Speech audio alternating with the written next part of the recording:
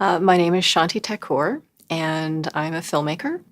And I'm also a professor in the MFA program in Integrated Media Arts at Hunter College. This year, it was across the board.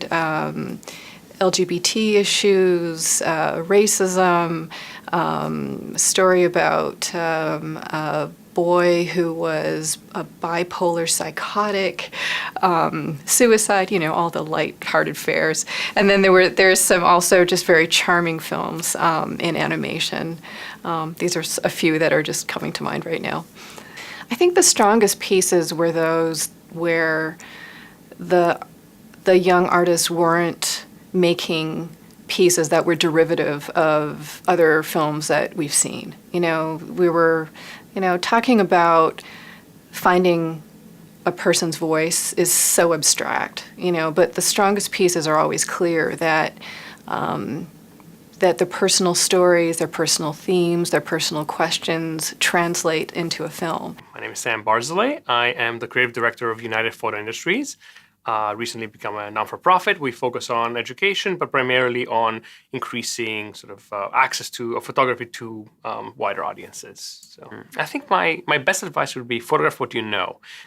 Tell your story. Don't try and tell someone else's story, because ultimately it's going to be more honest, it's going to be more direct, and you're going to have more to say that's going to feel strong and honest and deep than if you walked into another person's community, whether another country, another city, and document. Because you don't have the familiarity, you're new, you're still understanding, you're still learning it, so it reads that way. You want to kind of push them to think about everything, think about the lighting, think about the composition, think about the topic, and not worry so much, is this the best camera, is this the best lighting, focus on what you have. I mean, I've seen amazing photos being done with, using a piece of foam board as a bounce card.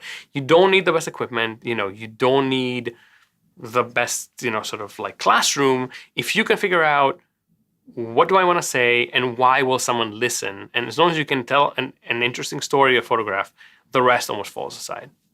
My name's Schiff. I make drawings, and I also teach in various colleges, often having to do with writing as well as making art. And this is my first time on the jury for drawing and illustration. There were some drawings that made us as jurors laugh out loud. There are some that made us sit back and say, wow. And there are a lot of times when we would ask to have parts of a drawing blown up so that we could see more closely what was going on in a particular piece. Sometimes that was so that we could judge when we were on the fence about something, but sometimes it was just because we were amazed by what we were thinking we were seeing, but we weren't sure.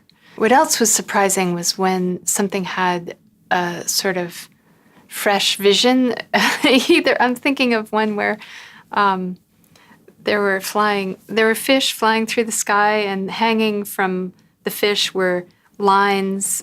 And the lines, it was like parachute lines. At the bottom of all the lines were heads of people in different expressions for each fish. So it was just like, what is happening here? And yet it was, it sort of made sense as a vision. It was a total vision.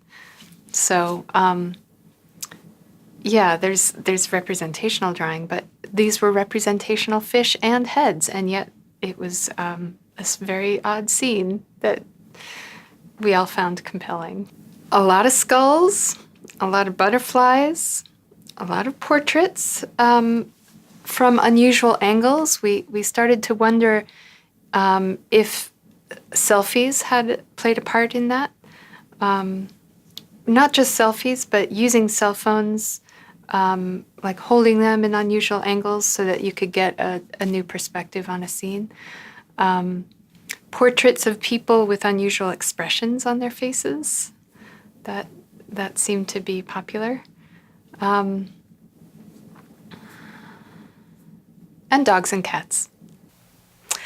My name is Monica Marino, and I am the manager of academic and school programs at the Brooklyn Museum. There seemed to be a number of works across different media that were exploring the idea of gender identity. So there were a number of videos that did that, but there were also some photographs that did that.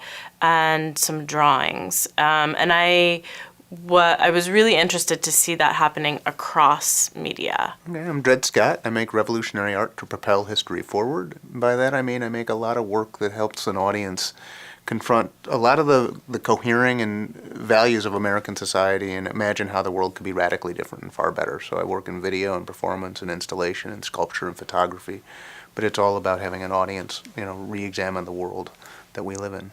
Well, in judging the future new, I mean, I had a sense that there would be work that didn't fit into easy boxes of, oh, this is painting or this is sculpture, this is photography, and that was true. I mean, there were artists who were young artists who were, some of them had clearly been working in more performance-based or installation-based work for a while. Others that were just trying to figure out, well, I like this art thing and I'm not sure what I'm doing, but I don't want to do traditional stuff and I'm trying to do new stuff. Sometimes it was not so successful, other times it was really successful. When we got down to selecting the ones that we gave awards to, there was really good work. We were fighting at the end that we had to eliminate some people, and we were like, no, we don't want to, because some of this work is really good. And it was a good sort of section of work that in a way actually reflected a lot of what's going on in contemporary art right now.